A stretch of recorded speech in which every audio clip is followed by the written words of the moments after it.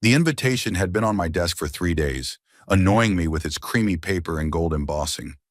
I took my time opening it, even though I knew what was inside. Langdon is getting married. My only son is binding himself in marriage to a woman who thinks I'm nothing. Pouring myself a whiskey, I settled into an old leather chair, a gift to myself for my 60th birthday, 5 years ago. Now I'm 65, living alone in a house on the outskirts of town that few people I know have seen, and an invitation to my son's wedding seems like a mockery of fate. I had to open the envelope after all. Ebner Woodhouse in gold letters on a white background. Not even dear father, just a first and last name, like I'm a clerk in a neighboring office. Inside, standard text chosen from a wedding invitation catalog. No personal signature. I grinned. Rebecca had undoubtedly had a hand in the wording. It is our pleasure to invite you to share in our joy. Unconvincing. The wedding's in 3 weeks in Carpinteria, the little coastal town in California where Rebecca grew up, a place I've only visited twice, and both times I felt like an outsider. Now I have to go there again. The only question was, would it be worth it? I finished my whiskey and walked to the window. It was evening. Outside the window was the garden, my pride and refuge of the last few years. When the world thinks you're a failure, you find comfort in the little things. Langdon's never seen this house or this garden. He's convinced I rent a cramped apartment and scrape by on odd jobs. Our relationship began to deteriorate long before Rebecca showed up. Langdon was 15 when Melanie, my ex-wife, decided she was tired of being the wife of an unambitious clerk. I left her the house, the car, and decent alimony, not wanting to turn the divorce into a war. She quickly found a replacement for me in the person of Hampton, a successful attorney with endless connections. Langdon, an impressionable teenager, quickly switched his admiration to his stepfather. I refilled my glass again. Memories you try to keep locked away have an unpleasant way of breaking free at the most inopportune moments. Melanie has always wanted more. When we met, I was a simple accountant for a coffee company, counting numbers, writing reports, living from paycheck to paycheck. She saw potential in me that I didn't see. But over the years, her optimism was replaced by disappointment. You could have been a CFO, Ebner. You could have started your own firm, but you're just going with the flow. Perhaps she was right, up to a point. After the divorce, I moved into a tiny apartment. Langdon visited me on weekends, but these visits became increasingly strained. He compared my lifestyle to the luxuries of the Hamptons and found me a loser on all counts. And then the unexpected happened. The company I was working for went bankrupt.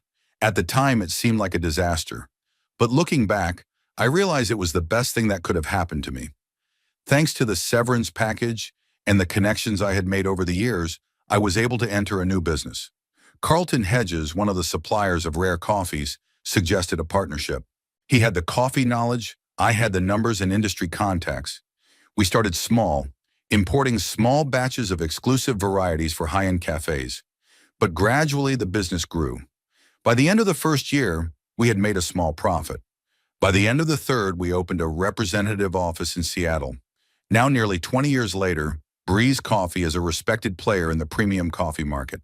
Ironically, Rebecca works at the California branch of our company. She doesn't know who I really am. To her, I'm just Langdon's father, a loser who never accomplished anything. Carlton and I initially decided to keep a low profile. He represents the company at public events. I handle the inner workings. My name's on the books, but ordinary employees like Rebecca rarely ask about the founders. And Langdon. I never told my son about my success. First because I didn't want to look like a braggart. Then because the resentment of his neglect took over. And in recent years, I realized I wanted my son to appreciate me for who I was, not the thickness of my wallet. When Langdon introduced me to Rebecca, I knew she was Melanie's type. Ambitious, assertive, with a clear disdain for those she considers losers. She took one look at my apartment at the time, I rented it for occasional visits with my son, and immediately drew conclusions. From then on, each of our meetings turned into a subtle game where she demonstrated superiority and I pretended not to notice her condescension. Langdon's visits gradually became less frequent. He called on birthdays and Christmas, sent cards, but there was no real communication between us. Rebecca had skillfully driven a wedge between us, and I'd let it happen.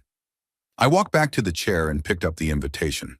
September 23rd, Coastal Hotel, Carpinteria, California. Would I be able to sit there with a smile on my face, knowing that my son's fiancée despised me? Is it worth the trip to become an object of ridicule and pity? Carlton knows about the wedding. He's invited too, as Rebecca's boss, not as my partner. We've decided to keep our business relationship a secret. It's going to be an interesting game. I dialed the number. Carlton answered after the second ring. Ebner, have you made your decision? Not yet. I'm not sure I'm ready for this farce. Look, Carlton's voice was his usual judicious self. This is your only son's wedding. Whatever you think of his choice, you have to be there. So Rebecca can once again demonstrate how pathetic I am? I snorted. Maybe it's time to reveal the cards, Carlton suggested. 20 years was enough time to play hide and seek. I shook my head, though he couldn't see it. This isn't about Rebecca. This was about Langdon. He should want to have a relationship with me. Not because I'm suddenly rich, but because I'm his father. But you're depriving him of that choice by hiding the truth. Carlton was right, as usual. But to admit it was to admit that I had been acting out of pride and resentment for the past 20 years, not out of noble motives. I'll think about it, I answered, and ended the call. The whiskey in my glass was finished, but the memories kept coming in waves. The first years after the divorce, when Langdon was still a teenager, his gradual estrangement, our awkward encounters, his enrollment in college. I'd paid his tuition through fake accounts so he'd think Hampton was doing it. His first job, which he got thanks to my hidden recommendations. My secret pride in his success and the pain of not being able to share it openly. Now he's marrying a woman who despises me, and he's probably only inviting me to the wedding out of a sense of duty, or maybe Rebecca insisted, so she could demonstrate once again how far she'd come and how low I'd fallen. I glanced at the invitation again. Maybe it was time to put an end to this game, show them who I really was, or to walk away definitively, recognizing that some bridges had been irrevocably burned. The decision came out of the blue. I'm going to that wedding, not to make a scene or to avenge years of neglect, but just to see my son swear eternal love to the woman of his dreams, even if that woman only sees me as a loser. I picked up a pen and filled out the RSVP card enclosed in the invitation. I gratefully accept your invitation. This might be the last time I see my son, perhaps the beginning of a new chapter in our relationship. Either way, I'll be there. Putting the completed card in the envelope, I headed for the kitchen. Tomorrow I'll send a reply and start preparing for the trip, for the wedding, which could be either the final point or a new beginning for me. Carpinteria greeted me with a sea breeze and the smell of salt. The coastal California town, sandwiched between the ocean and the mountains, seemed frozen in time. I got out of the cab outside the small Palm Cove Hotel, a place cozy enough not to evoke pity, but also not expensive enough to generate unnecessary questions. First time in Carpinteria? The porter, an older man with a tan face and graying temples, asked. No, I've been here a couple times, I answered. A long time ago, really. Then you'll notice the change, he nodded, handing me the room key. The town's grown, but it's kept its character. Still a place where everyone knows their neighbor. I smiled weakly. Human nature doesn't change, even if the signs and facades do. In a town like Carpinteria, gossip spreads faster than wildfire. My room on the second floor overlooked the ocean. It was small but tidy, with simple furniture and paintings by local artists on the walls. I unpacked my suitcase, hung my wedding suit in the closet, and walked to the window. The sun was slipping towards sunset, coloring the water with copper tones. Somewhere out there, along the coast, stood the Coastal Hotel, where my son's wedding would take place in 2 days. I decided to walk around town before the pre-wedding dinner, scheduled for 7 in the evening. Carpinteria has changed since the last time I was here. There were new stores, restaurants with fancy signs, coffee shops with pretentious names. But the basics remain the same. Small streets, old houses with verandas, the general spirit of a sleepy seaside town. On the main street, I noticed a coffee shop with a familiar logo, Breeze Coffee. Our branch opened 3 years ago. Rebecca worked here as marketing manager. I wondered if she knew, when choosing a wedding venue, that her future father-in-law had more to do with this town than just through her. I didn't go into the cafe. I didn't want to risk running into any of the employees who might recognize me from my rare visits to the head office. Instead, I continued my walk, reaching the pier where I'd once walked with Langdon during our only vacation together after the divorce. He was 16, and he'd been demonstrating all week how bored he was with my company. Time flew by, and soon it was time to head back to the hotel to change for dinner. I chose a simple navy blue suit, expensive enough to look decent, but without pretensions to luxury. The image of the humble servant I was considered to be had to be maintained to the end. The restaurant Sea Breeze, in where the pre-wedding dinner was booked, was located on the seafront, a 15-minute walk from my hotel. I arrived exactly at the appointed time, not wanting to be late or arrive too early. The doorman at the entrance checked my name on the guest list and ushered me into a private room overlooking the ocean. The room was already filling up with people. I spotted Langdon at the bar tall, with my features but with the posture and manners I'd inherited from my mother. Standing next to him was Rebecca, an elegant blonde with cold blue eyes and a perpetual half-smile that never touched those eyes. She was discussing something animatedly with an older couple, probably her parents. I took a deep breath and headed toward them. Langdon spotted me first. His face froze for a moment, then he put on a polite smile. Dad! He held out his hand for a formal handshake. Minus glad you could make it. I wouldn't have missed my only son's wedding, I replied, shaking his hand and fighting the urge to hug him. But years of estrangement had created an invisible barrier between us. Ebner, Rebecca nodded at me with that same half-smile. I hope the trip wasn't tiring. It went smoothly, thank you, I turned to the older couple. You must be Rebecca's parents. Nice to meet you. Introductions were made with formal courtesy. Rebecca's father, Pearson Tate, appeared to be a former banker with a firm handshake and an assessing gaze. Her mother, Eleanor, exuded the same cold charm as her daughter. Langdon tells us you work ... Pearson paused, clearly trying to remember or phrase it more gently. In consulting, Rebecca quickly inserted, freelancing. Right, Ebner. Her tone was condescending, as if she were talking about the failed career of a teenager, not the life of a grown man. You could say that. I allowed myself a slight smile. I prefer a flexible schedule. Stability is a rare quality these days, Pearson said with barely concealed disapproval. So is the ability to adapt, I countered. Langdon coughed nervously. Dad, let me introduce you to the other guests. I spent the next half hour shaking hands, smiling, and exchanging pleasantries with people whose names immediately slipped my mind. Langdon's friends, Rebecca's co-workers, distant relatives on both sides. I could feel the stares on me, curious, appraising, sometimes pitying. The groom's father, about whom no one really knows anything, a strange old man who was invited out of politeness. Among the guests, I noticed a few familiar faces, employees of Breeze Coffee, people I'd seen at corporate events where I'd attended incognito as Carlton's consultant. None of them recognized me as the co-owner of the company, which wasn't surprising.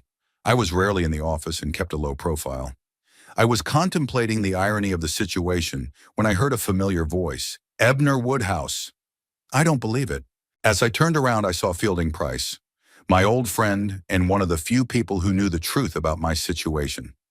Fielding, formerly an investment banker and now a mergers and acquisitions consultant, had helped Carlton and me in the early days of the business. Fielding, I said, genuinely pleased as I shook his hand. I didn't expect to see you here. I did, he winked. I knew you wouldn't miss your son's wedding, no matter how difficult your situation. Fielding was one of the few people who knew about my complicated relationship with Langdon and Rebecca. How did you end up here? I asked. Oh, I know Rebecca's parents, he explained.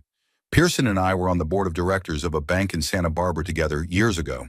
When I got the invitation and saw the groom's name, I knew it was your son.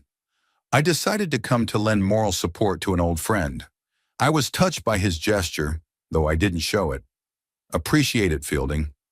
I feel like a fish in the wilderness here. More like a shark pretending to be a sardine, he chuckled. You know, this situation is worthy of a Shakespearean play. The co-owner of Breeze Coffee at his son's wedding, whose fiancée works for his company and has no idea who he really is. Shh, I looked around. I didn't want anyone to hear. Relax, everyone's making small talk. Fielding sipped from his champagne glass. But seriously, Ebner, don't you think it's time to stop this masquerade? Your son is getting married. You'll probably have grandchildren soon. You want them to think you're a loser too? His words struck a nerve. I've been thinking about it a lot these past few days. It's not that simple, I answered. If I opened up now, it would look like petty revenge, like wanting to humiliate Rebecca at her own wedding. Isn't that what you want? Just a little bit? Fielding always knew how to read me like an open book. I remained silent, and he nodded understandingly. Look, Fielding pointed his chin toward the far corner of the room. Carlton had arrived. Indeed, my business partner had just entered the hall, a tall, distinguished man with a neatly trimmed gray beard and an impeccable suit. Rebecca immediately rushed toward him, beaming with that genuine smile she had never given me. "Dash, Mr. Hedges, how glad I am that you could come." Carlton kissed her hand gallantly. He couldn't miss the wedding of his best employee. Besides, Carpinteria is a wonderful place to get away from the hustle and bustle of the city. I watched this scene with a slight irony. Carlton played his role flawlessly. Benevolent boss, respected businessman, honored guest. No one would have guessed that he and I are equal partners, and that many of the company's strategic decisions are made with my input. "Don't you think you and Carlton are getting a little too involved in this game?" Fielding asked softly. "Maybe," I admitted, "but over 20 years it's become a part of me. You know, there's something liberating about being underestimated. No expectations, no pressure, and no real relationships," Fielding added. "Look at your son, Ebner. You're like strangers." I followed his gaze. Langdon was standing in a circle of friends, laughing at someone else's joke. My son, a stranger. The pain of that realization never dulled, no matter how many years passed. "Dinner is served," the maitre d' announced, saving me from having to answer.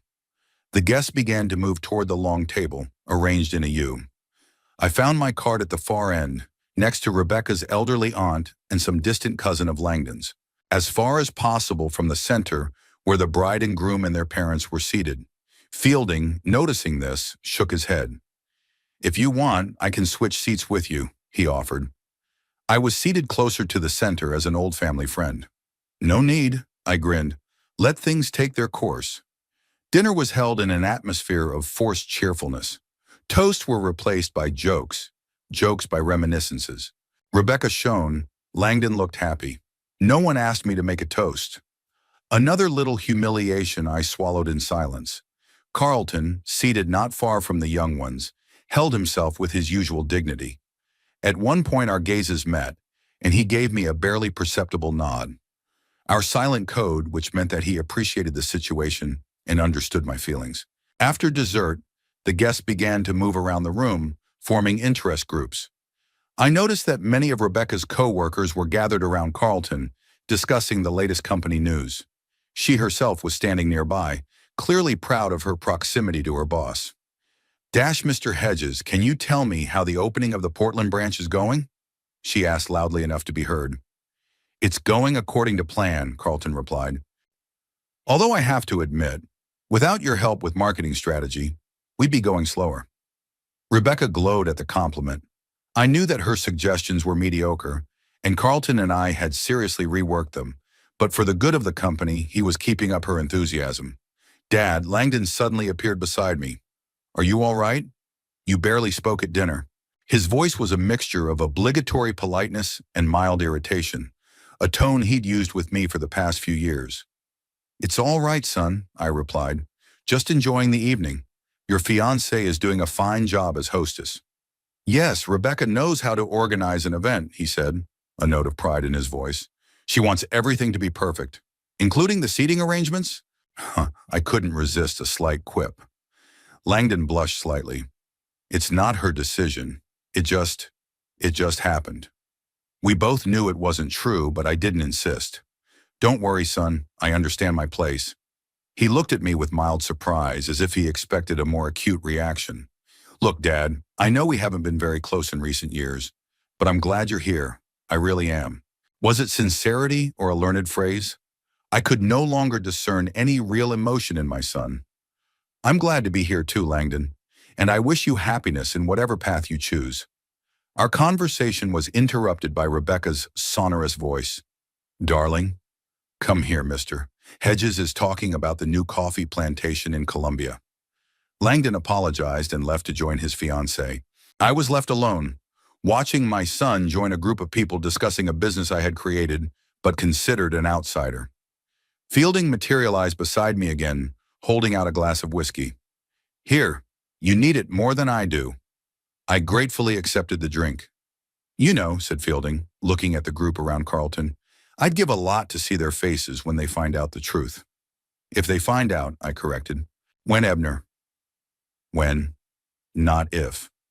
Secrets like this can't be kept forever, especially when so many people are gathered in one place. I sipped my whiskey in silence, feeling the warmth spread through my body. Tomorrow is the wedding. Tomorrow would decide whether I would continue my game or whether I would finally drop the mask.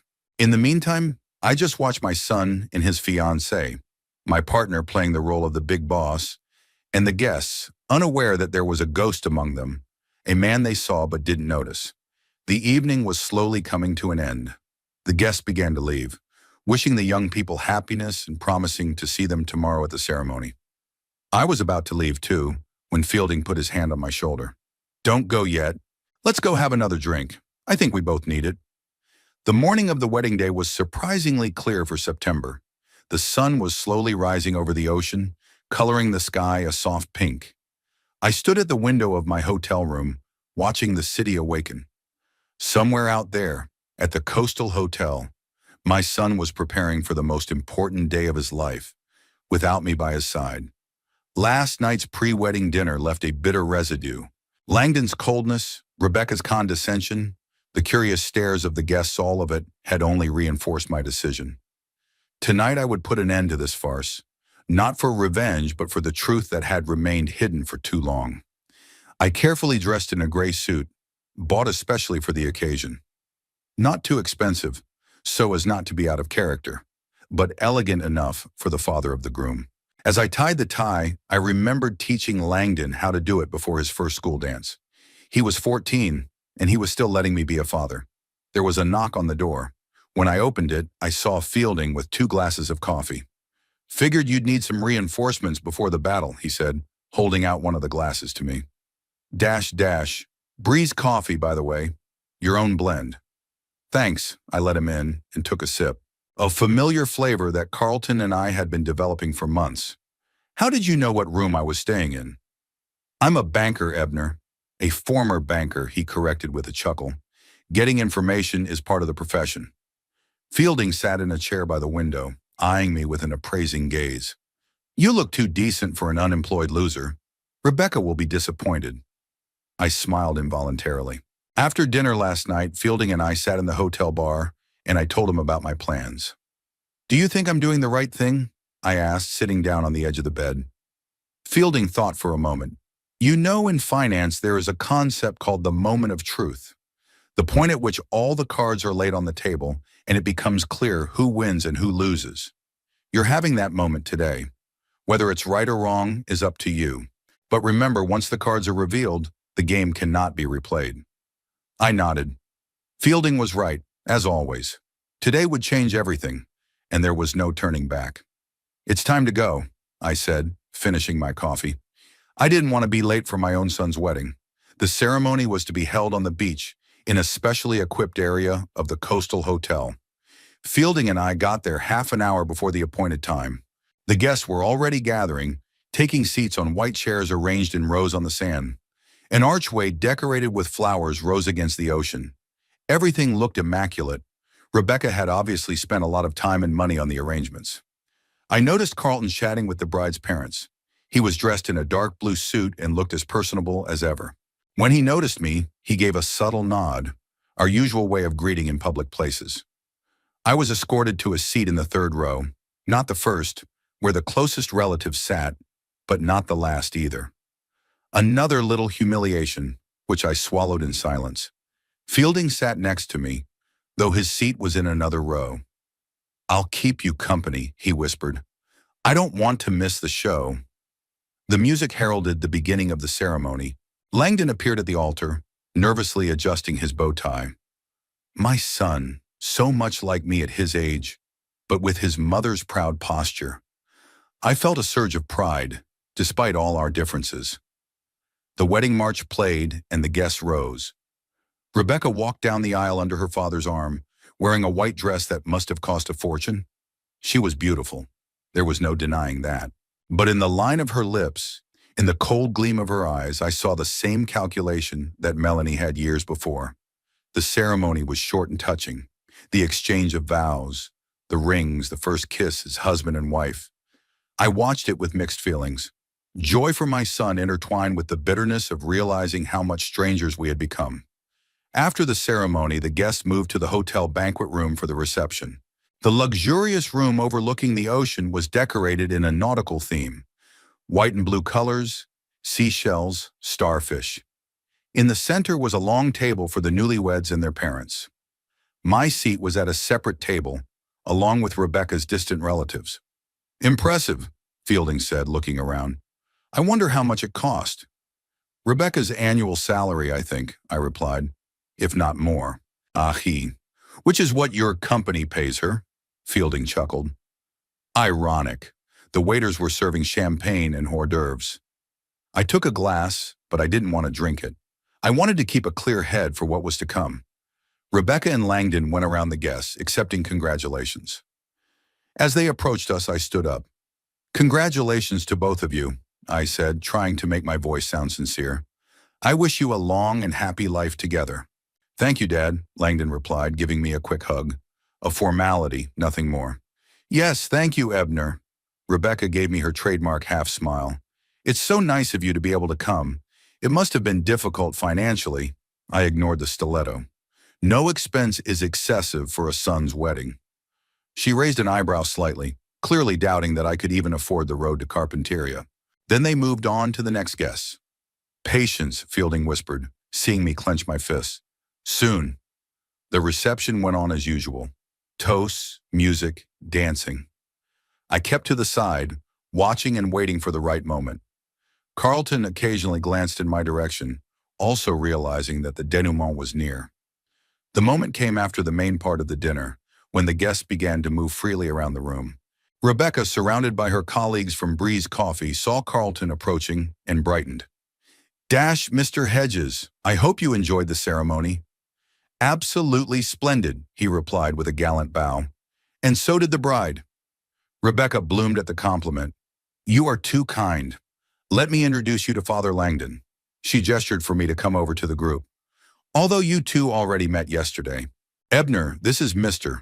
Carlton Hedges, owner of Breeze Coffee and my boss. I extended my hand, which Carlton shook with emphasized formality. Nice to meet you, Mr. Woodhouse. Likewise, Mr. Hedges, I played along. Rebecca, apparently determined to shine her insight on her boss, added with the same half-smile, Ebner, you know, works as a consultant. Freelance. It was said in such a tone that everyone present realized unemployed would be a more accurate definition. I saw Carlton tense up a little. He didn't like outright rudeness, even disguised as small talk. But Rebecca didn't stop there. Actually, Mr. Hedges, Ebner is one of those people who could never find his place in life. The kind of, unemployable loser, to put it bluntly. Isn't that right, Ebner? There was so much superiority in her voice that even some of her co-workers looked embarrassed.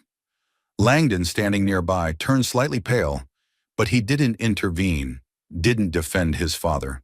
The moment of truth had arrived. Carlton looked at me, then at Rebecca, and suddenly he smiled openly, genuinely. Rebecca, I think you're wrong, he said calmly. Mr. Woodhouse and I know each other well. He's my business partner. I watched as the smile slowly slipped from Rebecca's face, replaced by bewilderment. You're... what? She laughed nervously. No, you're confused. Ebner can't be your partner. He's just my equal partner and co-owner of Breeze Coffee, Carlton finished for her. For almost 20 years now, to be exact. Rebecca looked like she'd been punched. She looked from me to Carlton and back again, trying to make sense of what she was hearing. But it's impossible, she said. I would have known. Everyone in the company knows who the owner is. Not necessarily, Carlton said gently. Some people prefer to stay in the shadows, for personal reasons. By now, a small crowd had formed around us. Langdon stood frozen with shock, his face growing paler and paler. Fielding watched from a safe distance, not hiding his satisfaction. It was time for my cue. I looked directly into Rebecca's eyes and said, Carlton, it's good to see you at my son's wedding. By the way, how do you like my idea of expanding into Northern California? I think our lovely Rebecca could head up a new branch in Santa Rosa if it weren't for her tendency to make snap judgments. There was absolute silence. Rebecca's face turned a shade of white that I had seen only in the paintings of the old masters. Langdon looked as if he'd been kicked in the butt. Rebecca's colleagues looked at each other in confusion. Carlton, always able to smooth over the awkwardness, laughed softly. Indeed, your idea of Santa Rosa is looking more and more attractive. Although I still think we should first establish ourselves in Eugene. He spoke as if we were discussing business matters in the office, not standing in the middle of a wedding reception amidst the shocked guests. Rebecca finally found her voice. This is some kind of joke, isn't it? Her tone was almost pleading. A prank for the wedding? I'm afraid not, I replied. I am indeed the co-owner of Breeze Coffee, ever since the company was founded. You can check the credentials if you don't believe me. But why? She exclaimed. Serum, why did you pretend to be a nobody? Because I wanted my son to appreciate me for who I am, not the size of my bank account. I looked at Langdon. Unfortunately, that didn't happen. Not with you or your mother. Langdon finally snapped out of his stupor. You lied to me, he said in a muffled voice. All these years. I haven't, I countered. I just didn't tell the whole truth. Isn't that the same thing? His voice shook with barely contained anger. No, son, it's not the same, I sighed. You never asked me about my work, about my life. You just took what your mother said on faith. And then what Rebecca said. Called by name, Rebecca flinched. Her face changed before her eyes. Shock replaced by realization, then anger, then cold calculation. So you've been doing this all this time, she stammered, apparently remembering all the disparaging comments she'd made about me over the years. You were my boss? One of your bosses, I corrected. Carlton is also involved in management. Carlton bowed slightly as if reintroducing himself. And you let me, Rebecca cut herself off, suddenly realizing that it was better not to list all her sins in public. I let you make up your own mind, I finished for her, and so did my son. Langdon shook his head as if trying to clear his thoughts. So you're rich? All this time? Not Warren Buffett, but yes, quite wealthy, I shrugged. Breeze Coffee is a profitable company. A company I've been working for 4 years, Rebecca said, as if she still couldn't believe it. And doing pretty well, I added. Although your last marketing plan needed some serious tweaking. Too conservative for the current market. She stared at me with a new shock. You were the one who rejected my plan? I was told the decision was made by the board of directors. The board is Carlton and I and 3 other partners, I explained. And yes, I voted against it. Nothing personal, just business. By now, the news had spread around the room, and all eyes were on our little group. I felt like an actor on stage, though I had never sought such attention. Fielding stealthily approached and stood beside me, silently offering support. Rebecca's parents made their way through the crowd. Her father, Pearson, looked completely confused. What's going on here? He asked, shifting his gaze from his daughter to me. Oh, Mr. Tate, I turned to him. Just a little clarification. It turns out that your daughter has been working for her father-in-law's company all this time without realizing it. Pearson blinked. You're the owner of Breeze Coffee? Co-owner, I clarified, along with Carlton Hedges. Pearson turned to Carlton, who confirmed with a nod. But why did you hide it? He asked with genuine bewilderment. Before I could answer, Rebecca intervened. Because he wanted to humiliate me, she exclaimed. To wait until my wedding and make a scene. If I had wanted to humiliate you, I replied calmly, I would have done it at the pre-wedding dinner, or earlier when you first started at the company. I had plenty of opportunities. Then why now? Langdon asked demandingly. Finally, why did you choose to reveal yourself today at our wedding? I looked at my son, really looked at him, perhaps for the first time in years. I saw in him not only stubbornness and prejudice, but genuine incomprehension, the pain of a supposed betrayal. Because I'm tired of lying, I answered simply. Tired of being invisible in my own son's life. Tired of my daughter-in-law calling me a loser in front of people who know the truth. Just tired. The room became very quiet. Even the music seemed to quiet down, as if listening to our conversation. Langdon looked lost. Rebecca looked cornered. Carlton looked philosophically resigned. And me. I felt strangely relieved, like I'd shed a heavy weight I'd been carrying for 20 years. So you've been rich all this time? Rich? Langdon asked again, as if he couldn't quite grasp the thought. That's not the point, son. I shook my head. The point is that you let money and status determine how you treat me, just like your mother before you. You're not being fair, he objected. You built that wall between us with your own secrets? Maybe, I agreed. But you never tried to break through it. At that moment, Carlton intervened. I think there's a better time and place for family matters, he said diplomatically. We are at a wedding now, after all. Rebecca seemed to remember her role as hostess. She straightened up and tried to put a smile back on her face, though not very successfully.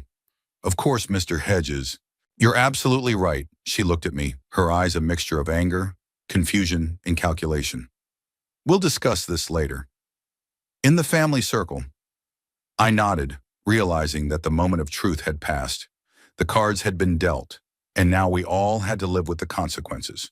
The guests, sensing that the dramatic moment had passed, began to disperse, returning to their interrupted conversations and dancing. But I knew that the main topic of discussion now would be the revelation of who I really was. Langdon was still standing in front of me, clearly unsure of what to say or do. We'll talk tomorrow, I told him. Today is your day, and I don't want to mar it any more than I already have. He nodded, still stunned. Rebecca took him under her arm, throwing me a look that clearly said, "This isn't over." I stepped back, allowing them to return to their guests. Fielding whistled quietly beside me. Well, that was impressive, he said, especially the part about Santa Rosa. Are you really planning to open a branch there? Maybe, I shrugged, but not with Rebecca at the helm. Carlton came over to us as soon as the newlyweds were far enough away. 20 years of partnership, and you still know how to surprise me, he said, shaking his head. I thought you'd just show your cards, but I didn't expect such a theatrical performance. I'm sorry if I embarrassed you, I replied.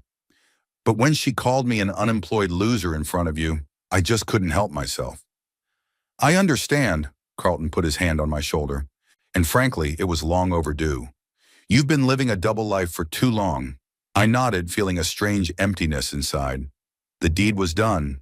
The mask dropped. But instead of triumph, I felt only fatigue and uncertainty.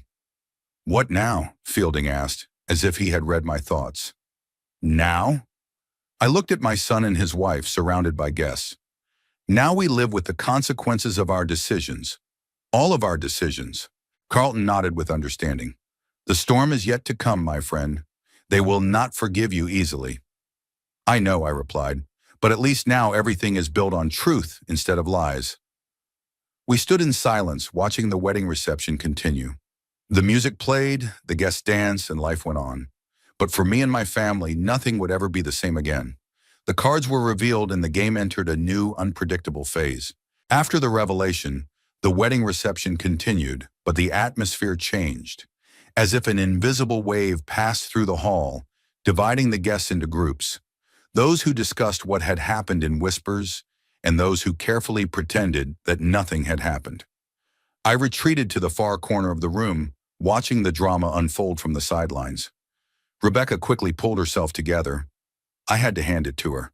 The smile returned to her face, though it didn't reach her eyes. She spun around among the guests, accepting congratulations, laughing at jokes.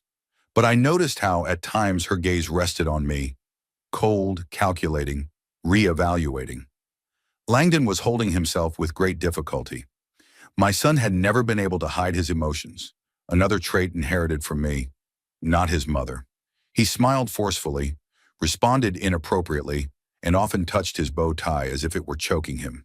Several times I caught his gaze, confused, distrustful, accusing. "You're doing well." Fielding came up beside me, holding out a glass of whiskey, though I admit I was expecting more drama. "It's not night yet," I accepted the glass.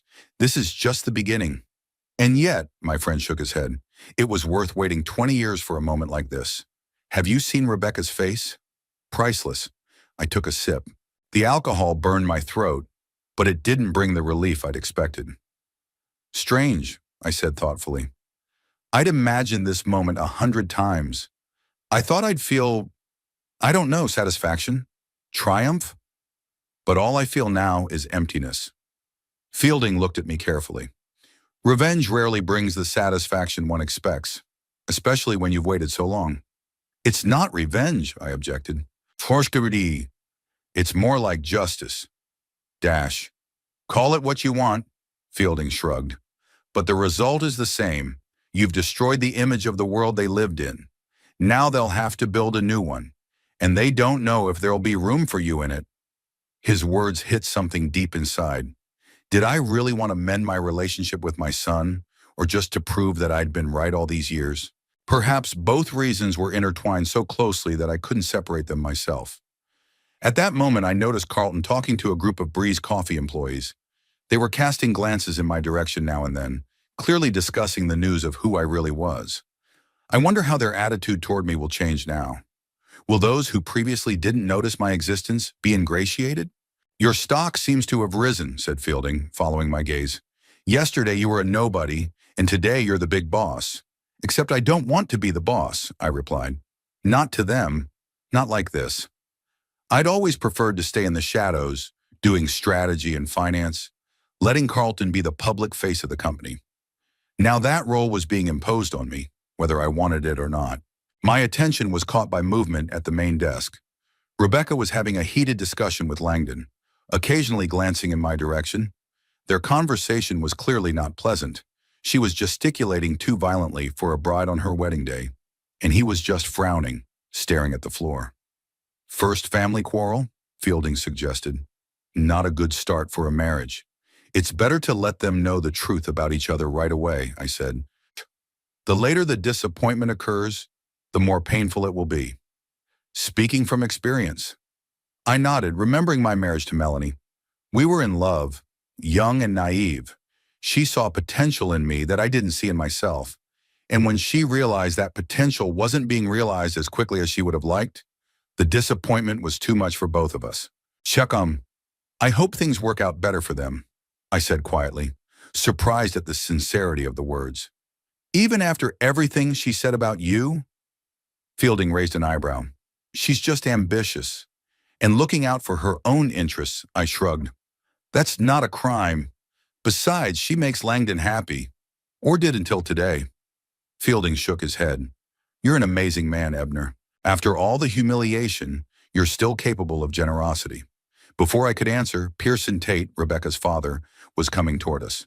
His face was a mixture of confusion and businesslike interest. "Dash Mr. Woodhouse," he began when he was close enough. "Or perhaps I should call you—" "What? Partner Hedges?" "Just Ebner," I replied, "just like before." He nodded, clearly trying to readjust his communication with me.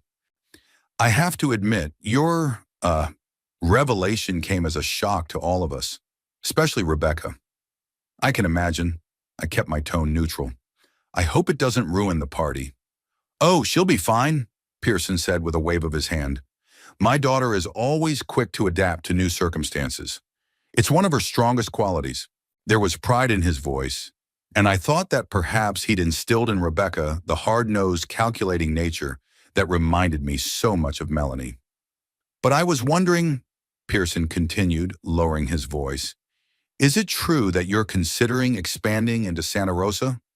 I have a small business in that area, and perhaps we could discuss a potential partnership." So there you have it. Not even an hour after my identity was revealed, and he's already trying to capitalize on new family ties. "I'm afraid that was said in the heat of the moment," I replied dryly. "Any business matters are best discussed in the office, not at a wedding." Pearson blinked, slightly disconcerted by my cool response. Of course, of course. I just thought that now that we're related because of our children, I interrupted him.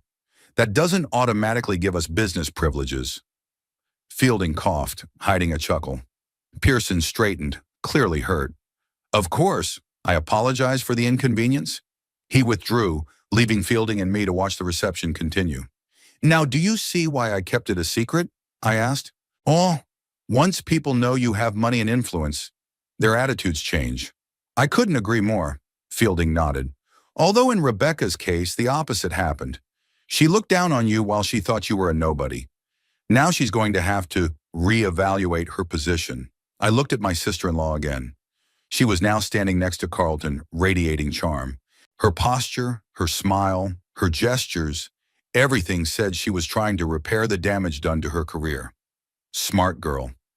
Realizes that despite her family ties, her position in the company now depends not only on her professional qualities, but also on my attitude toward her. Langdon, meanwhile, crossed the room and came straight toward me. His face was tense, his gaze determined. I straightened, preparing for a confrontation. We need to talk, he said without preamble. Now. Are you sure this is the right time? I asked. In the middle of your wedding?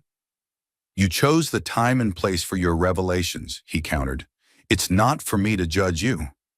Fielding tactfully stepped back, leaving us alone as possible in a room full of guests. All right, I agreed. Go ahead. Langdon took a deep breath as if gathering his thoughts. Why?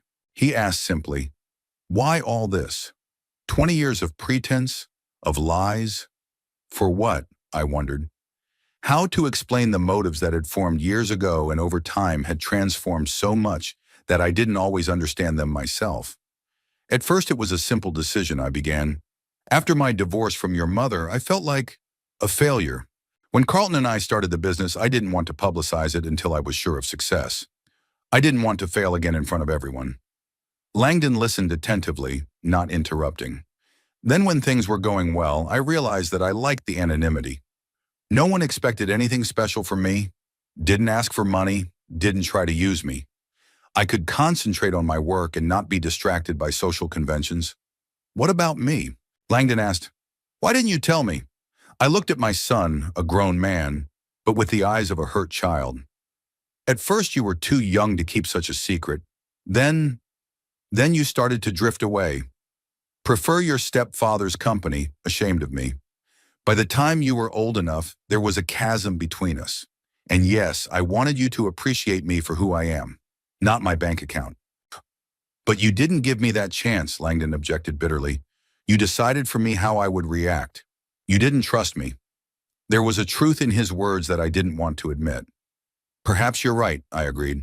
Maybe I made a mistake not telling you the truth sooner. But you weren't particularly eager to get to know me either. When was the last time you asked about my life, about my interests? When was the last time you just called to talk? Not on holiday duty? Langdon looked away.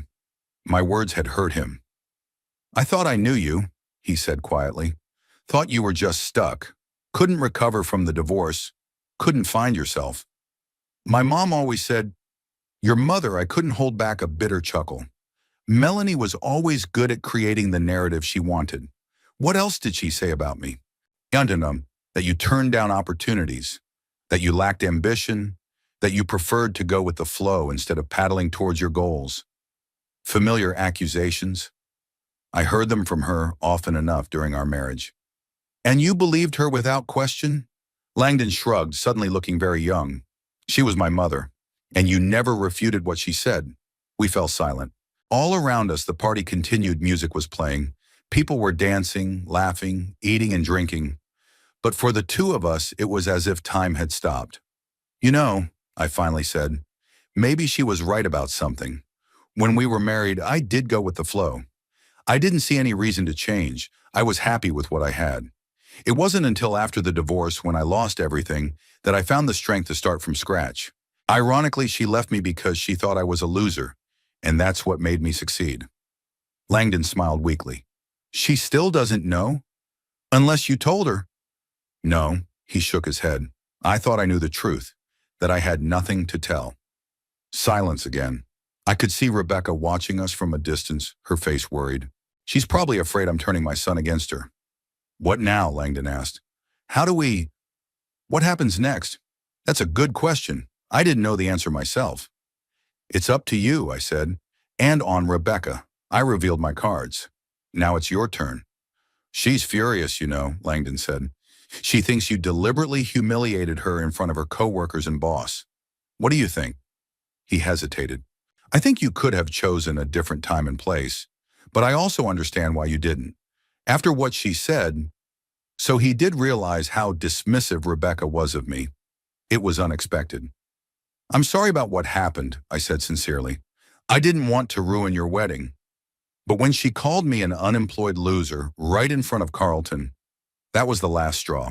Langdon nodded, accepting my explanation, though not entirely agreeing with it.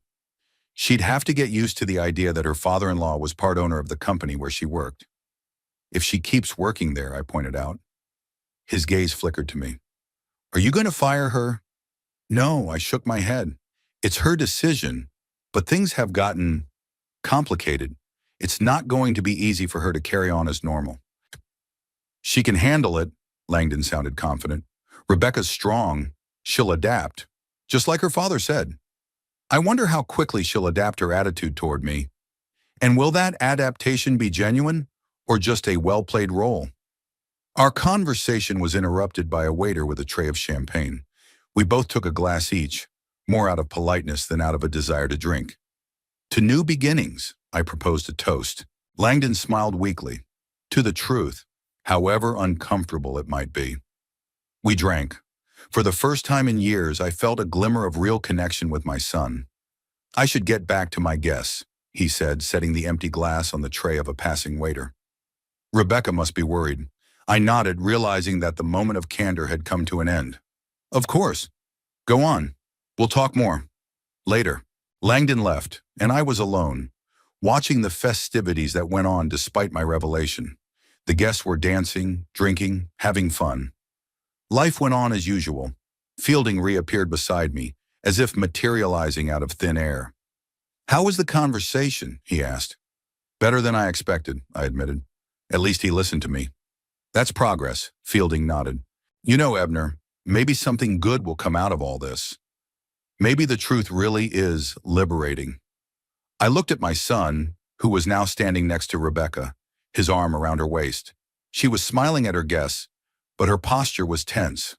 Langdon was saying something quietly in her ear, and she was nodding, albeit reluctantly. Perhaps I agreed, though the truth can also be destructive. Throughout the evening, I watched the reactions of those around me. Carlton behaved as usual, with dignity and tact. Rebecca's co-workers kept their distance, clearly unsure of how to behave around me. The bride's parents were emphatically polite, but avoided long conversations. Rebecca herself tried several times to approach Carlton and me, apparently wanting to make amends for her earlier words. But each time something or someone stopped her, perhaps her own pride. Toward the end of the evening, when many of the guests had gone, and the rest were too busy dancing or talking to pay attention to us, Rebecca finally approached me, alone, without Langdon. Mr. Woodhouse, she began formally. Yeah. I wanted to apologize for my words. They were inappropriate and ill-considered. I looked at her carefully. Her face expressed humility, but her eyes remained cold and calculating.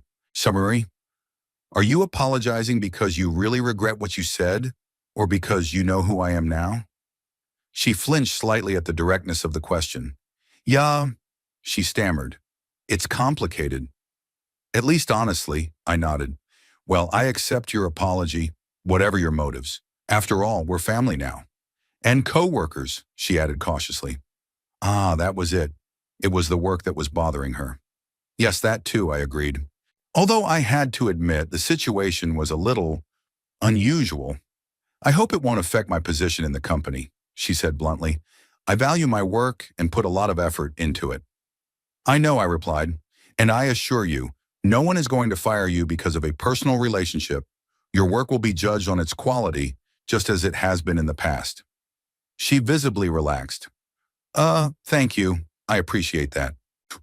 But I must warn you, I added. Now that the truth is known, some people may assume that any promotion you get is due to family ties rather than merit. That could complicate your professional life. Rebecca frowned, obviously not having thought of that aspect. I can handle it, she said firmly. I'll prove that I deserve my place. I'm sure you will, I smiled weakly. You've always been determined. It's one of the qualities my son appreciates in you.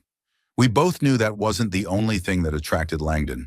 Her looks, her confidence, her social status all played a part. But now was not the time for such a discussion. He loves you, you know, she said abruptly. In spite of everything, he just doesn't know how to show it. Her words caught me off guard. Was it an attempt to soften me or a sincere observation? I love him too, I answered simply. I always had, even when we were far apart. Rebecca nodded, and for a moment something resembling understanding flashed in her eyes. Then she returned to her usual role. Well, I hope we can start with a clean slate, she said in a businesslike tone. As a family and as co-workers. I hope so, I agreed, though I wasn't sure if that was really possible. She nodded and walked away, joining Langdon, who was watching our conversation from a distance. He looked at her questioningly, and she said something quietly to him. Langdon shifted his gaze to me, and I saw a mixture of disbelief and hope in his eyes. The evening was coming to an end. The guests were leaving, wishing the newlyweds happiness. Carlton came to me to say goodbye. It's been an interesting day, he said with a slight smile. Not quite what I expected for your son's wedding. I'm sorry if I embarrassed you, I said. I wasn't planning on making a scene. It's okay. Carlton patted my shoulder. To be honest, I'm kind of glad the truth finally came out. We'd been playing this game for too long. Yeah, I agreed, too long. Fielding was getting ready to leave too. So, old fox, he said, hugging me goodbye.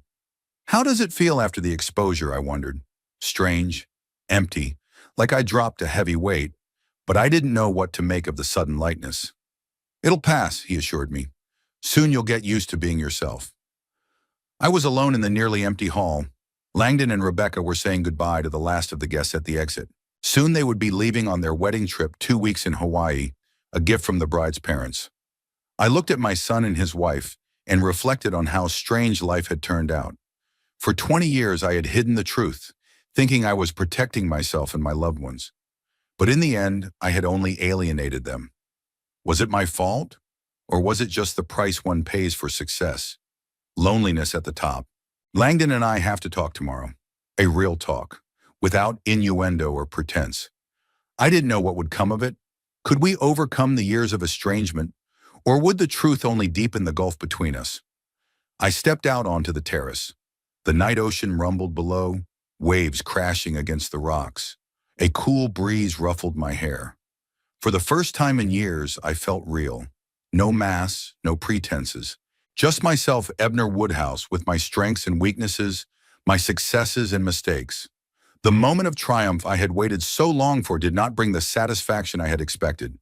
But perhaps it provided something more valuable. A chance for sincerity. A chance for a new beginning, however difficult it might be. The morning after the wedding greeted Carpinteria with fog. A white shroud enveloped the ocean, softening the outlines of the houses, turning the familiar landscape into something ephemeral, almost unreal. I stood at the window of my hotel room, watching the sun slowly break through the haze. The metaphor seemed too obvious. After years of fog of lies, the rays of truth were finally breaking through. Whether they brought warmth or burns remained to be seen. The phone on the bedside table vibrated. A message from Langdon. Can we meet at 11 at the Coastal Wind Cafe? We need to talk. I sent a brief agreement and started to pack. The clock struck 9, giving me plenty of time to prepare for a conversation that could either start a new chapter in our relationship or ruin it completely. The Coastal Wind Cafe was on the waterfront, a 10-minute walk from my hotel. A small establishment with a terrace overlooking the ocean, it was famous for its coffee and homemade pastries. I arrived a little before the appointed time, chose a table in the corner of the terrace, secluded enough for a serious conversation, and ordered a cup of Americano. The coffee, as I expected, was excellent. Breeze Coffee had been supplying this place for several years. At precisely 11 o'clock, Langdon appeared on the doorstep. He looked tired, his eyes shadowed, the sign of a sleepless night. Not surprising, considering the circumstances. He caught sight of me, nodded briefly, and made his way to a table. "Good morning," I said when he sat down across from me. "How was your night?" A polite question, which he answered with a wry smile. "How do you think? It's not every day you find out that your father is a secret millionaire and co-owner of your wife's company." "Not a millionaire," I corrected automatically. "Just a wealthy man." "That's semantics, Dad." He waved his hand irritably. "The point is, you've been lying to me my entire adult life." The waitress came over to take our order, interrupting our conversation. Langdon ordered a double espresso, and when she stepped back, he continued from the same spot as if there had never been a pause. I spent half the night wondering what was real and what wasn't.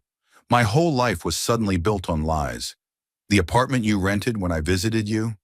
Was that a sham?" I nodded. "I really did have such an apartment. I kept it especially for meetings with you. But I live somewhere else. And my alimony? College tuition?" His voice was getting more and more strained. "You let me think it was all paid for by the Hamptons. You let me be grateful to him, not you."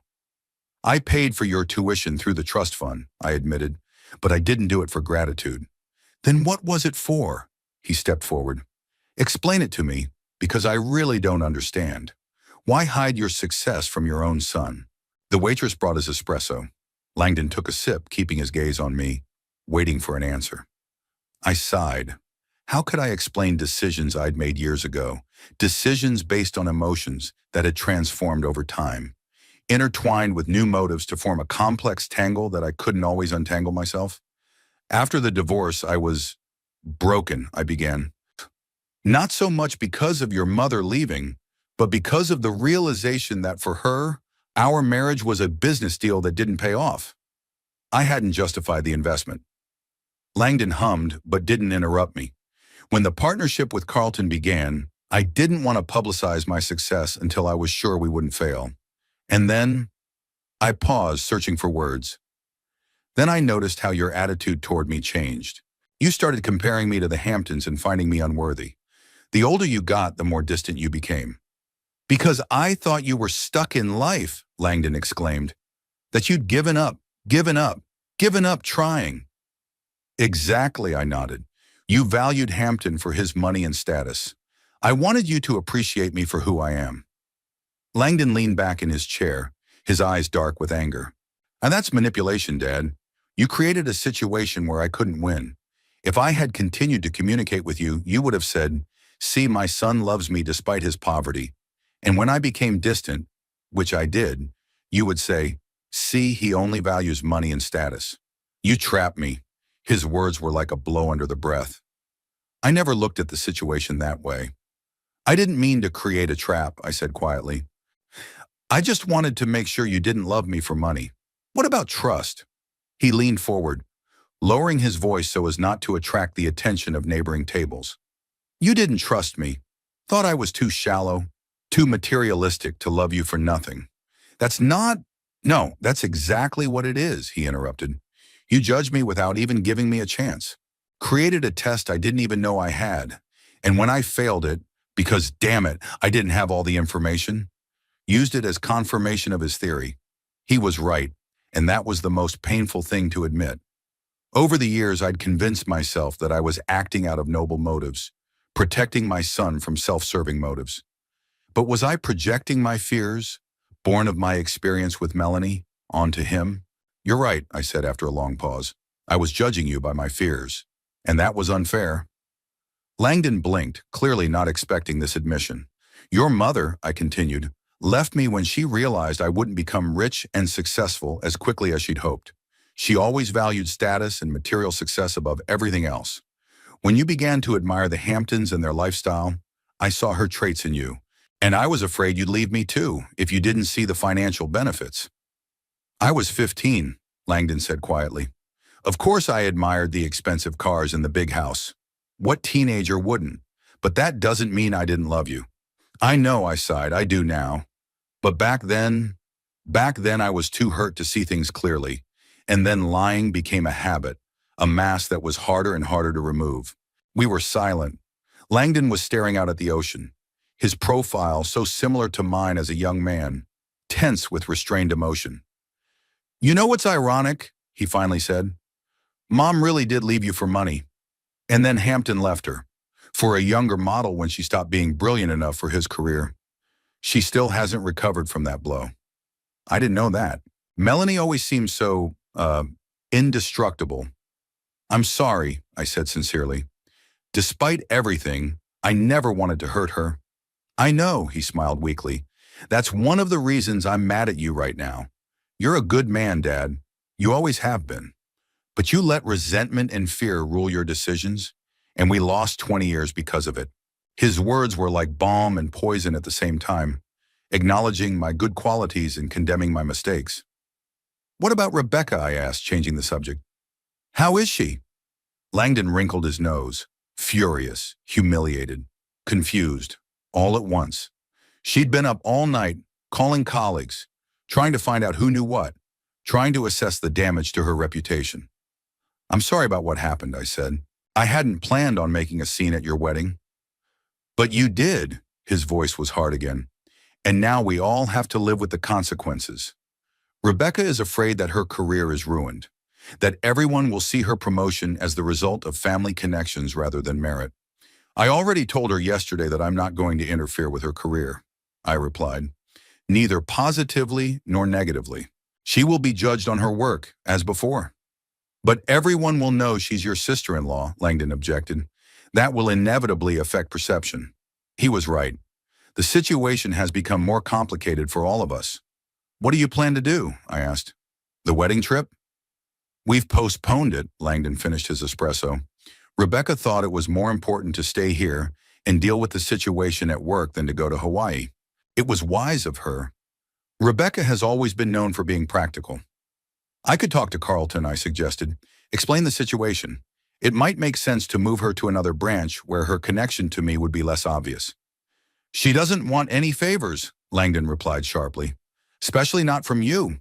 She wants to prove that she's worthy of her place on her own. There was another pause. We both realized that the conversation had reached a dead end. Too many resentments, too many unspoken words over the years. You know, Langdon finally said, I always thought you were weak, that you'd given up on yourself after the divorce. Turns out you were stronger than I thought. Built a business from the ground up, made a success of it. That's, impressive. Thank you. I was touched by his words, the first real compliment I'd gotten in years.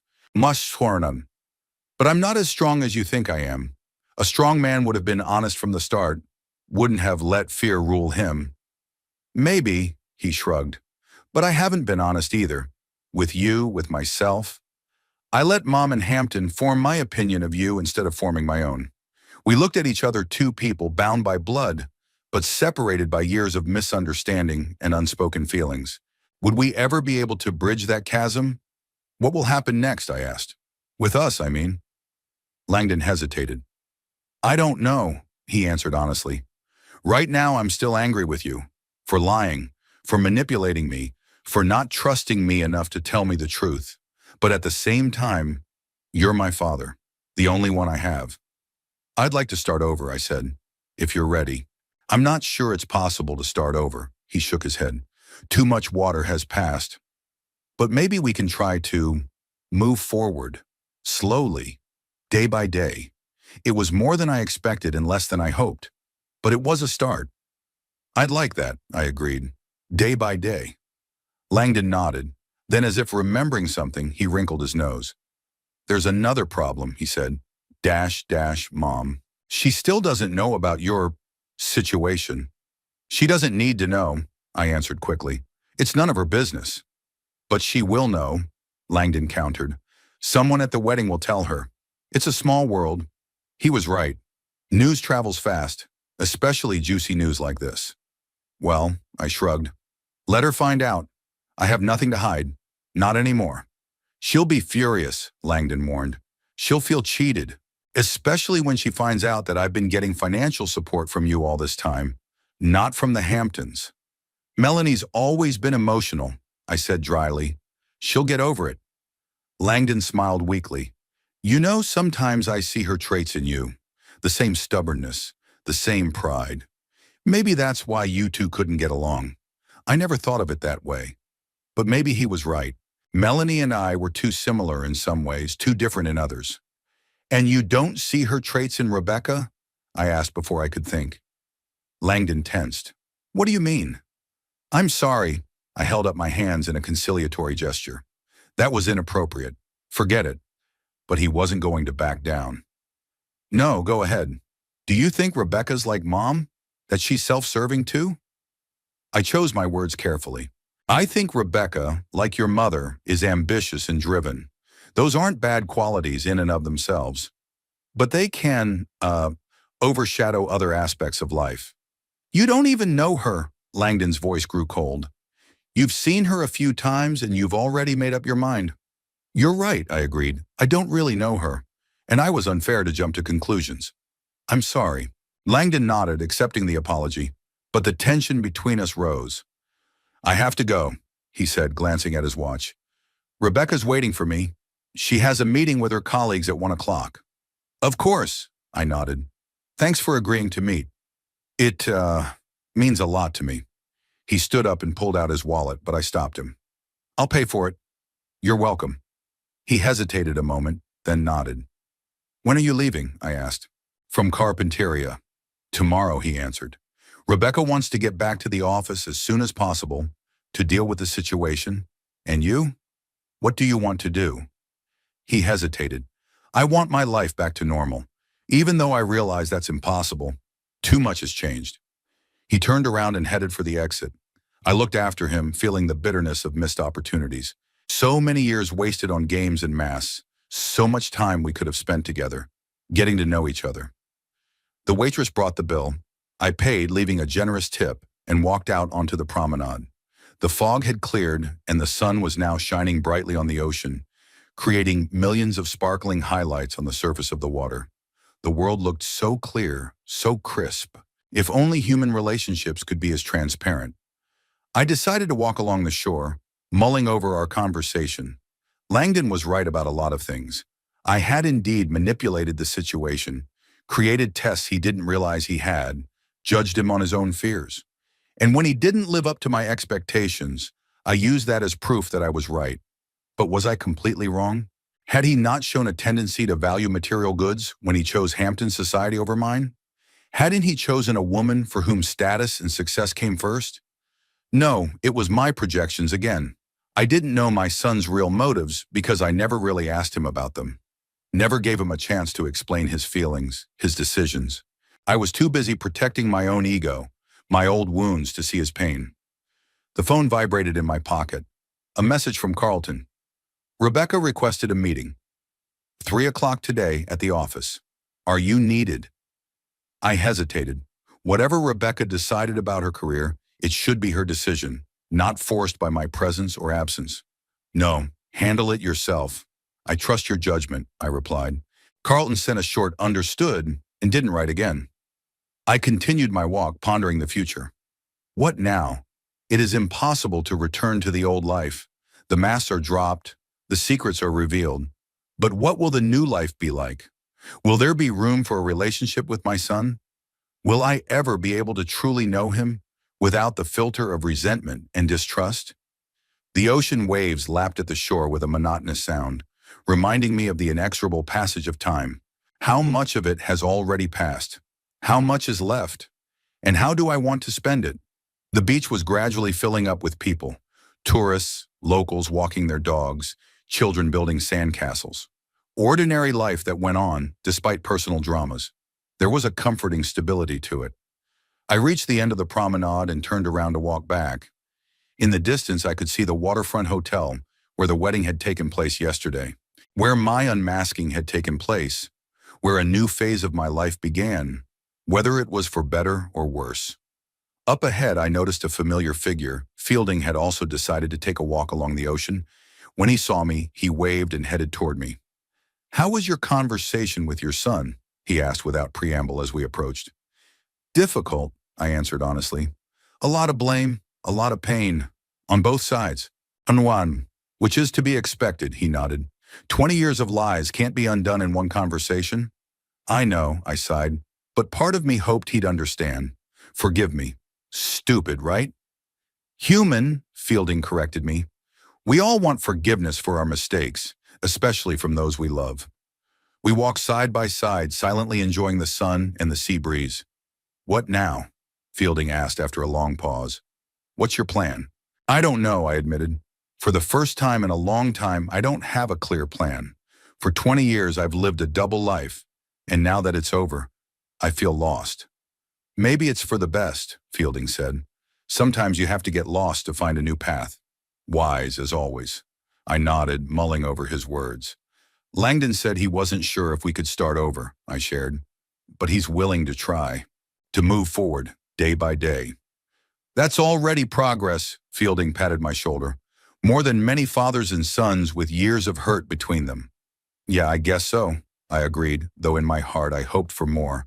For an immediate reconciliation, for a hug and forgiveness. But life rarely gives such simple solutions, especially when the problems had been building up for years. We continued our walk, discussing less painful topics, business, politics, the changes in Carpinteria over the years we'd been away. Fielding had a way of distracting me from my gloomy thoughts, for which I was grateful. By noon, we were back at my hotel. Fielding was leaving in the afternoon, and we said goodbye, promising to meet again soon. I went up to my room, feeling tired, not so much physically as emotionally. The conversation with Langdon had drained me of all my energy, leaving me feeling incomplete and uncertain. I lay back on the bed, staring at the ceiling. I'll be leaving Carpinteria tomorrow too, back home, back to my real life. Only now it will be different, no secrets, no double bottoms. Will I be able to adapt to this new reality? Can I find happiness in it? And Langdon, can he ever truly forgive me? Or will our relationship forever remain damaged, glued together but with visible cracks? Only time will tell. Day by day, as he said, small steps towards an unknown future. I closed my eyes, listening to the distant sound of the ocean. The waves were crashing against the shore, indifferent to human dramas as always. They had been here long before us and would remain after. There was something comforting in that thought, a reminder of how small our problems are on the scale of eternity. And yet they matter to us, to me, to Langdon, to Rebecca. Our lives, our choices, our mistakes, and our attempts to correct them all matter, at least to ourselves. With that thought, I finally let myself slip into a restless sleep, filled with images of the past and vague visions of a future that had yet to be created. The house greeted me with silence. After the emotional days in Carpinteria, the familiar walls seemed both a refuge and a prison. I dropped my suitcase in the hallway and made my way to the living room, not bothering to turn on the lights. Dusk colored the room blue, turning familiar objects into blurred silhouettes. It was the right atmosphere for my mood, neither day nor night, a borderline state between past and future. Pouring myself a whiskey, I sank into a chair by the window. Behind the glass stretched my garden, well-tended, thoughtful, with every plant in its place, the result of years of effort and care. Like my business, so were my lies. The first sip burned my throat. I let the heaviness of the last few days come upon me whole. The wedding, the revelation, the conversation with Langdon. It all rolled through my head like scenes from a movie I'd watched too many times. My son, my flesh and blood. The person I loved most in the world, and the person I was farthest away from. How did we get to this point? When exactly did I take a wrong turn, turning a protective lie into a way of life? The phone on the coffee table vibrated. A message from Carlton. "How was your trip? Need to discuss a few things. In the office tomorrow?" I sent a brief confirmation without going into details. Work had always been my salvation, a place where I felt confident and competent. Perhaps that was where I would find refuge from thoughts of my broken relationship with my son. The morning came all too quickly. I spent the night in a half-sleep, waking from vaguely disturbing dreams in which Langdon was distant from me, or turned into a little boy, asking why I'd lied to him. The Breeze Coffee office was in a modern glass and steel building in the business district of the city. I arrived early when most of the employees hadn't shown up yet. It was my habit to arrive before everyone else to avoid unnecessary attention. Only now it seemed pointless. Masks had been dropped, secrets revealed. My incognito had lost its meaning. Carlton was already waiting in the conference room, with a cup of freshly brewed coffee and a stack of documents. "You look lousy," he said instead of greeting me. "I feel like one." I sank into the chair across from him. "How was your meeting with Rebecca?" Carlton sighed, setting the papers aside. "She decided to quit. Said she couldn't continue working for the company after the incident." I'd expected that, but I still felt a pang of guilt. "She found another position, an offer from Craft Roasters in San Francisco." Carlton shrugged. "A good position, above her current one. I'm sure her adaptability played a part." "St. Francis, a long way from me, from our company, from the past. Smart move. When are they leaving?" "End of the month. Langdon got a job there too, something in financial consulting. So the decision's made. They're starting a new life, away from me and my influence. Quickly, decisively, definitively, just like Rebecca. By the way," Carlton handed me an envelope. "This came for you yesterday." I recognized Langdon's handwriting on the envelope. It was neat, clean lines, the same as it had been when he'd let me check his homework when he was in high school. "Thank you." I took the envelope but didn't open it. Not here, not now. Not in front of Carlton, no matter how close a friend he was. We moved on to business matters, reports, new contracts, strategic plans. Work, as always, was the anchor keeping me from sinking into the abyss of emotion. For a few hours, I was able to forget about my personal drama, focusing on the numbers, the charts, the forecasts. But the envelope burned my pocket, constantly reminding me of itself. By noon, we had finished discussing current affairs. Carlton leaned back in his chair, scrutinizing me. "How are you? For real, no excuses." I sighed. Carlton knew me too well for me to hide anything. "Lost," I admitted. For 20 years, I'd lived a certain way, with a certain purpose. Now everything has changed, and I don't know where to go from here. "What was your purpose?" he asked with the same bluntness. "All those years of pretending, what did you really want to accomplish?" That's a good question. I'd asked it myself more than once in the last few days. "First, to protect myself," I answered after a pause. "From disappointment, from being taken advantage of, from a fake relationship. Then, to prove something. To myself, to Melanie, to the world. That I could be successful without their approval and support." "And Langdon," Carlton asked gently, "what did you want to prove to him?" "That I could be loved for nothing." The words came out before I could think about them. "Nahum, not for money, not for status, for who I am." "And how did that work out?" I grinned bitterly. "As you can see, no. He's moving to San Francisco, starting a new life. Without me." Carlton twirled the pen between his fingers thoughtfully. "You know what I think?" he said at last. "You were so afraid of being rejected for who you are that you never really showed yourself. Not even to him, especially him." His words struck at the very core. He was right. I'd never fully opened up, always kept a part of myself in the shadows, protecting me from possible pain. And in the process, I lost the chance for a real connection. "What am I supposed to do now?" I asked, feeling surprisingly helpless for a man of my age and position. "Live," Carlton answered simply. "Really, without mass. Maybe it wasn't too late, but I knew it was too late for some things. The envelope in my pocket was proof of that." After the meeting, I didn't go home. Instead, I drove to a park on the outskirts of town, a quiet place where I often walked when I needed to think. Finding a secluded bench under an old oak tree, I finally pulled out an envelope. Inside was a neatly folded letter, a single page typed on a computer. Formal, businesslike, as if from a stranger.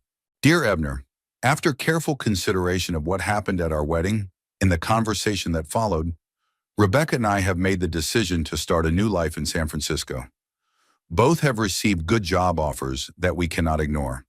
In light of recent events, I feel it is necessary to clarify our future relationship. Your deception over 20 years and your timing in revealing the truth showed me that you never really respected me as a person. You manipulated the situation, created artificial tests, and judged me by criteria I didn't even realize I had. Rebecca is deeply traumatized by what happened. Her professional reputation has been damaged, and she is forced to start her career over in another city. Despite your assurances that her performance was appreciated, The very fact that you were her boss and covered it up calls into question all of her accomplishments at the company. With all of the above in mind, I ask that you have no contact with us for the foreseeable future. Not with me, not with Rebecca. We need space and time to heal and build a new life. If you ever need to convey anything of a legal or financial nature, please do so through my attorney, whose contacts are enclosed. Sincerely, Langdon Woodhouse. The words were like sharp stones, each hitting exactly the right target. Your deception, manipulated, disrespected me as a person. I reread the letter over and over again, searching between the lines for a drop of warmth, even a hint of the possibility of reconciliation in the future. But no, it was a farewell letter, a final point. The lawyer's business card attached to the letter only emphasized the formality of the breakup. Now there would only be legal documents between us, as cold and impersonal as this letter. I folded the sheet and tucked it back into the envelope. A strange numbness spread through my body, as if a part of me was dying. Perhaps that was the case, a part that still hoped for reconciliation, for a new beginning. But along with the pain came another feeling. Release. As if the heavy weight I'd been carrying all these years had finally fallen from my shoulders. No more pretending, playing a role, maintaining a lie. No more hoping that my son would one day see the real me and love me for nothing. All the cards were revealed, all the masks dropped, and the result was in front of me, in this cold, formal letter. Well, so be it. I pulled out my phone and texted Carlton. I want to discuss selling my share of the business. When can we meet? The reply came a minute later. Are you sure? Don't make any hasty decisions. I'm sure. Time to move on. A decision that seemed unthinkable just yesterday was now the only logical one. Breeze Coffee was part of my old life, a life built on lies and secrets. If I wanted to start over, for real, I needed to let go of everything that tied me to the past. I got up from the bench and walked slowly down the park path. Autumn colored the leaves red and gold, reminding me of the inevitability of change. Nature does not resist the change of seasons, does not cling to the past. It embraces the new and moves forward. Perhaps it is time for me to learn to do the same. Back home, I sat down at my computer and began researching options. Where could I go? What could I do? At 65, many people think about retirement, about taking a vacation after years of work. But that was impossible for me. Work has always been not only a source of income, but also the meaning of life. I needed a new direction, a new purpose. Maybe teaching? I've always loved sharing knowledge, explaining complex concepts in simple words, or counseling aspiring entrepreneurs. My experience in building a business from scratch could be useful for young, ambitious people. Or maybe something completely new, a different country, a different culture. I've always wanted to travel more, but business required constant presence. Now I would have both the time and the means. The possibilities seemed endless, and there was an irony in that. All my life I had been afraid of being rejected, limited, cornered. And now that my worst fears had come true, my son rejected me, my secrets revealed, I felt a strange freedom. Freedom to be myself, to make choices without looking back. A week later, Carlton and I signed a tentative agreement to sell my stake in the company. He didn't hide his disappointment with my decision, but he respected it. Are you sure you want to get out of the business completely? He asked as we shook hands after signing. We could find a compromise. You could stay on as a consultant, an advisor. No, I shook my head. I need a clean break, a fresh start. And where will you be headed? I smiled. Haven't decided yet. It's a big world. Europe, maybe. I've always wanted to live in Portugal, or Asia, Japan, Thailand. We'll see where the wind takes us. Carlton gave me a hug, a rare gesture on his part. Will you miss the coffee business? The business, maybe, I admitted. Definitely you. We're not saying goodbye forever, he reminded me. The world has gotten smaller since the invention of the internet, you know. I laughed, grateful for his attempt to lighten the moment. I promised to write and send exotic coffees if I find something interesting. Leaving home was easier than I thought it would be. In the years I've lived here, I've accumulated surprisingly few personal items to which I've been truly attached.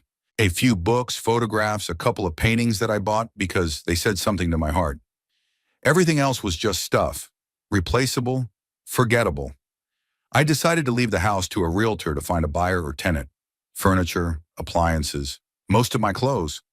All of it was to be sold or given to charity. I planned to take only the essentials with me. Light luggage for a new life. In the evening, the day before I left, I went around the rooms saying goodbye to the space that had been my sanctuary for so many years. In the study, among the papers to be sorted out, I came across an old photograph. Langdon, about 6 years old, sitting on my shoulders at the zoo. We're both laughing, our faces so similar that there's no doubt of kinship. A happy moment from the past when everything was still simple. I stare at the picture for a long time, remembering that day. How Langdon was excited about the giraffe, how afraid of snakes, how he asked for ice cream even though he'd already eaten two, how he clung tightly to my neck as I carried him on my shoulders, tired after a long day of experiences. Suddenly I was so sad, so hurt, it was hard to breathe. All these years, all these missed opportunities, my son, my blood.